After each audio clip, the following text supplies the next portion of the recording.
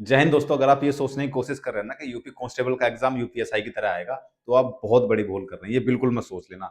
देखो, UP constable का exam UPSI की तरह आएगा, ये अगर सोच करके ये मेहनत कम करना शुरू कर दिया आपने, सोचा कि यार यूपीएसआई की तरह, जैसे यूपीएसआई का इजी पेपर आ गया था, तो इसी तरीके से यूपी कांस्टेबल का भी आ जाएगा, तो हमें ज्यादा मेहनत करने की जरूरत नहीं है। हम जितने ठीक है जितना पढ़ रहे हैं उससे बहुत ज्यादा मेहनत करेंगे तो फिर बेकार ही जाएगी मेहनत, कोई फायदा नहीं है। क्योंकि सबको ये लग रहा है कि यूपीएसआई के पेपर ने जो बहुत ज़्यादा पढ़े हैं उनको और जो कम पढ़े हैं उनको सबको एक लाइन में लाके खड़ा कर दिया है। बस 1-2 क्वेश्चन का और डिफरेंस है जो बहुत ज़्यादा पढ़े हैं उनके और उसमें। देखो, बहुत सिली मिस्टेक्स हुई हैं यूपीएसआई के एग्ज़ाम में। अगर आपने यूपीएसआई का एग्ज़ाम दिया है ना, तो मैं बताऊँगा कि आपसे कितनी सिली मिस्टेक्स हुई हैं, जो आपसे नहीं, बहुत सारे लोगों से हुई हैं। और बहुत सारे लोगों का मुझे पता भी है, उनका मैसेज और कॉल्स मुझे बताते भी हैं कि सिली मिस्टेक्स क्या हुई हैं और उन पे कैसे ध्यान दिया जाना चाहिए। जब पेपर ईज़ी आ जाता है ना, तो उसका भी बहुत बड़ा फ़र्क पड़ता है। वो हमें लगता है कि यार इतना ईज़ी पेपर कैसे आ सकता है? यूपीएसआई का पेपर, इतना ईज़ी पेपर ऐसे कैसे आ गया? एक एग्ज़ाम्पल मैं देता हूँ आपको। सबसे पहले तो मैं आपको ये सारे क्वेश्चंस के जवाब भी दूँगा। पहले एक एग्ज़ाम्पल मैं आपको एक बता देता हूँ कि अगर आपने यूपीएसआई का एग्ज़ाम दिया है, तो 14 की फर्स्ट शिफ्ट में एक क्वेश्चन आया था मैथ में। मैथ में क्वेश्चन क्या आया था? अगर कोई संख्या जिसमें दशमलव 2 अंक बाद है, ठीक है? और एक संख्या जिसमें दशमलव 3 अंक बाद है। अब मैं कह रहा हूँ कि इसकी अगर मल्टीप्लाई करेंगे तो दशमलव कितने अंक बाद लगेगा? जो बहुत महारत हासिल कर रखा था ना, जिन्होंने मैथ में, बहुत अच्छी थी जिनकी मैथ, वो भी इसमें उन्होंने सोचा यार यूपीएसआई का एग्जाम है तो इतना इजी क्वेश्चन तो बिल्कुल पूछ ही नहीं सकता। उनको यकीन नहीं हुआ कि इतना इजी क्वेश्चन मेरे सामने आ गया। वो जब पहली शिफ्ट थी 14 की, तो उसके बाद उन्होंने क्या काम करा, इसको क्वेश्चन करके देखा, उनको यकीन नहीं हो रहा था। तो उन्होंने सोचा कुछ ना कुछ तो लॉजिक लगेगा यार, इसमें क्वेश्चन में इतना इजी तो नहीं दे सकते। तो उन्होंने क्या काम करा, इसको सोल्व करके देखा। हालाँकि ये आपको और हमको बहुत ईज़ी लग रहा है इस टाइम पे कि यार क्या है, इसमें कुछ भी नहीं है, ये तो चौथी क्लास का बच्चा कर देगा। लेकिन जब वहाँ जाकर के बैठते हैं, प्रेशर पड़ता है दिमाग पे और जब हमारे दिमाग में हड़बड़ी होती है, तो ऐसे ही सिली मिस्टेक्स होती हैं। और वो सिली मिस्टेक्स भी बताऊँगा मैं आपको क्या-क्या हुई हैं, उनको सुधारना कैसे है आपको। लोगों से सीख लेनी चाहिए कि क्या-क्या चीज़ें, केवल आपसे नहीं है, बहुत सारे लोगों से बहुत अलग-अलग सिली मिस्टेक्स हुई हैं। तो चलो ठीक है, इसको बताता हूँ। तो उन्होंने इसकी गुणा करी, 1 एकन 1, 1 0 0 0, ठीक है? फिर 0 से मतलब इस तरीके से पूरी गुणा करी, इसमें 1 डेढ़ मिनट खर्च किया और उसके बाद जब उनको लगा यार इसमें तो जो दशमलव है 5 अंक बाद आएगा। भाई दोनों को जोड़ दो, 5 अंक बाद आएगा। लेकिन उनको उस टाइम पे दिमाग में नहीं आया, उनका 1 डेढ़ मिनट ऐसे ही खराब हो गया। जो बहुत अच्छे थे मैथ में, उनकी बात कर रहा हूँ मैं, जिन्होंने खुद मुझे कॉल करके बताया कि भैया हमसे इतनी सिली मिस्टेक्स हुई हैं। तो बहुत ईज़ी अगर क्वेश्चन पेपर आ जाते तो उसमें भी दिक्कत हो जाती है। तो अगर आप ये सोच रहे हैं कि यूपी कांस्टेबल का भी ऐसे आएगा, तो नहीं भाई, ये सोचने की गलती कर मत देना। बहुत सारे लोग क्या कह रहे हैं कि सर जो यूपीएसआई का जो एग्ज़ाम था ना, वो एआई से बनाया गया था। किससे बनाया गया था?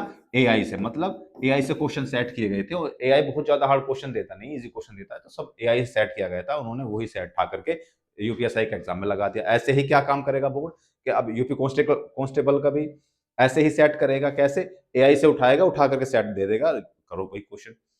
तो ये गलती मत कर देना। अगर आप देखो, एक चीज़ मैं और बता दूँ कि छोटी-छोटी जो गलतियाँ हुई हैं, आप पूरे तरीके से, पूरे मेहनत से यूपी कांस्टेबल का एग्ज़ाम की तैयारी करेंगे। आप यूपीएसआई के एग्ज़ाम को देखना मत कि मतलब ये आसान आए तो वो भी आसान आएगा, नहीं। बहुत अच्छे से तैयारी करेंगे, वो भी बताऊँगा कि इन ढाई महीनों में आपको किस तरीके से तैयारी करनी है और छोटी-छोटी क्या मिस्टेक्स हुई हैं, उनसे गलतियाँ सीखने की ज़रूरत है। आपको दूसरे ठोकर खाएँ, तो समझ जाना कि आगे आगे रास्ते में पत्थर है। खुद ठोकर मत खाना, सबसे पहला। इस तरीके की गलतियाँ हुई हैं, ये चीज़ें मैंने बताई है। दूसरी क्या गलतियाँ हुई हैं कि उन्होंने जो बबल्स थे ना, बबल दूसरे क्वेश्चंस के भर दिए। जैसे 9 का सी है, तो उन्होंने 9 का 10 10 में भर दिया, 10 का सी में भर दिया। वो बहुत हड़बड़ी में होता है। कब होता है? जब आपके पास टाइम कम होता है, हड़बड़ी में होता है। आपने क्वेश्चन कर तो लिए सारे, लेकिन बबल भरने के लिए टाइम नहीं बचा। 10 मिनट बची, 12 मिनट बची। इसलिए मैंने पहले कहा था वीडियो में कि भाई अपने बबल भरने के लिए टाइम ज़रूर निकाल लेना। चाहे क्वेश्चन पूरे मत करना सो, लेकिन बबल भरने के लिए टाइम बेहद ज़रूरी है निकालना। हड़बड़ी में बबल्स गलत भरते जाते हैं, भरे जाते हैं। और उसके बाद में जो पछतावा होता है ना, फिर उससे गिल्ट से आप बहुत देर में, बहुत दिनों बाद बाहर आते हैं। क्या इतनी सिली मिस्टेक्स, इतनी छोटी मिस्टेक मैं कैसे कर सकता हूँ? ठीक है? तो बबल्स जैसे 9 का 9 का 10 में भर दिया, 10 का 11 में भर दिया, 11 का 12 में भर दिया। अगर एक बबल गलत भरा गया ना, तो फिर वो धीरे-धीरे गलत भरे जाते हैं, क्योंकि हम वो तो देखते नहीं कि 10 का यहाँ, फिर नेक्स्ट वाला बबल इसमें ये भरना, नेक्स्ट वाले में ये भरना, नेक्स्ट वाले में ये भरना। इस तरीके से देख करके उसको आगे बढ़ते चले जाते हैं, जो बेहद मतलब बहुत नॉर्मल है ऐसी गलतियाँ होना। तो उन गलतियों को सुधारना पड़ेगा। जब आप यूपी कांस्टेबल के एग्जाम की तैयारी करेंगे, तो बबल भरने का जो, गोला भरने का जो वो है ना, आपकी प्रैक्टिस वो होनी चाहिए। ठीक है? उसके लिए एक मोटे निब वाला पेन ले लेना, मोटे निब वाले पेन से उस बबल को इस तरीके से भर करके देखना और उसकी प्रैक्टिस जरूर करना। भाई 8-10 बबल सीड आपको भर के प्रैक्टिस करनी चाहिए, ठीक है? और इस तरीके की सिली मिस्टेक्स बिल्कुल नहीं करनी चाहिए। दूसरा क्या है, जब हमारा एग्जाम में प्रेशर पड़ता है तो हम क्या काम करते हैं, हमारा दिमाग और तेज चलता है और हमें पता है कि मतलब ये वाला क्वेश्चन का आंसर ये वाला ठीक है, लेकिन फिर भी हम अपने दिमाग की नहीं सुनते हैं। हम सोचते हैं यार इसका नहीं, मतलब कंफ्यूजन होता है। और वो कंफ्यूजन क्यों होता है? वो कंफ्यूजन होता है हमेशा प्रैक्टिस और रिवीजन की कमी के कारण। तो प्रैक्टिस और रिवीजन में कमी मत करना, अब तुम मत करना। जिन्हें यूपीएसआई का एग्जाम दिया है, यूपी कांस्टेबल का एग्जाम है उसके साथ में, तो उन लोगों को ही पता होगा कि कहाँ हमारी कमियां हुई हैं, रिवीजन और प्रैक्टिस में कमियां हुई हैं और किस चीज में कमी नहीं। जब वहां जाकर के हम कंफ्यूज होते हैं ना ऑप्शंस में, तो उसका मतलब यह है कि हमारा रिवीजन अच्छे से नहीं हुआ है, ठीक है? तो बहुत सिली मिस्टेक्स हुई हैं, उनको उनको ध्यान, छोटे छोटे जो मिस्टेक्स है ना उनको, जैसे मैथ के क्वेश्चन कर रहे हो तो उसमें कैलकुलेशन में गलती हो जाती है, उस कैलकुलेशन में गलती की वजह से पूरा क्वेश्चन खराब हो जाता है, आपका आंसर ही नहीं आता, फिर आप कुछ भी लगा के आ जाते हो और फिर जब आप बाद में देखते हो उसको, यार उसमें तो मेरी तो यार ये गलती हो गई कैलकुलेशन में, वरना मेरा मेथड बिल्कुल ठीक था, मुझे आता भी था। आते आते क्वेश्चन गलत हो जाते हैं जीएस में। लोगों के जिनके अच्छे अच्छे क्वेश्चन सही होने चाहिए, उनके आते आते क्वेश्चन गलत हो जा रहे हैं, गलत हो जा रहे हैं। तो ये सिली मिस्टेक्स तो हैं, उनको पता है कि इसका आंसर ये है, और चलो उन्होंने सही टिक भी कर दिया, बबल गलत भर दिया, किसी ने अपना रोल नंबर गलत भर दिया, किसी ने उसमें दिमाग खराब हो जाता है, किसी ने रोल नंबर, पहले जो सीट है रोल नंबर कुछ भर दिया, बबल में कुछ भर दिया, तो उनका दिमाग खराब हो जाएगा कि भाई अब तो मेरा क्वेश्चन पेपर चेक ही नहीं होगा, अब क्या फायदा अब करके। तो सिली मिस्टेक कभी मत करना, ये चीजों का बेहद बारीकी से ध्यान रखना, बारीक बारीक जो चीजें होती हैं। अब बात आते हैं कि भाई हमारे पास 2.5 महीना बचा है, तो इन 2.5 महीने में तैयारी कैसे करें? देखो भाई, सबसे पहले तो मैं आपको ये बता दूं कि आपकी मैथ और रीजनिंग एक ऐसा सब्जेक्ट है जो आपको शुरू से आखिर तक उसकी प्रैक्टिस करनी ही करनी है, उसको बीच में छोड़ना नहीं है। आप ये मत सोचना कि इसको बीच में छोड़ देंगे, हम दूसरी टॉपिक पर अच्छे से कमांड कर लेंगे। मैथ रीजनिंग आपको शुरू से आखिर तक प्रैक्टिस मांगती है, जितना ज्यादा समय आप इसको दोगे उतना, देखो यूपीएसआई में क्या खेल हुआ है, टाइम मैनेजमेंट का खेल हुआ है। टाइम मैनेजमेंट जिसका अच्छा था वो अच्छा क्वेश्चन करके ले गया। टाइम मैनेजमेंट कहाँ काम आता है? मैथ और रीजनिंग में काम आता है, क्योंकि सबसे ज्यादा टाइम तो यही लेते हैं। बाकी हिंदी और जीएस में तो आता है तो ठीक है, नहीं आता तो आगे बढ़ो। मैथ रीजनिंग में सबसे ज्यादा समय लगता है। अगर उसमें आपकी प्रैक्टिस अच्छी नहीं होगी, उसमें आपने अच्छे से प्रैक्टिस नहीं कर रखी होगी, तो आपका समय लगना निश्चित है और आपका एग्जाम बिगड़ना निश्चित है, जैसे यूपीएससी वाले बच्चों का बिगड़ा है। उनको आते थे क्वेश्चन, वो कर सकते थे, लेकिन समय नहीं मिल पाया। तो वो समय की तो दिक्कत है, जिसमें बबल गलत भर दिया जाता है हड़बड़ी में।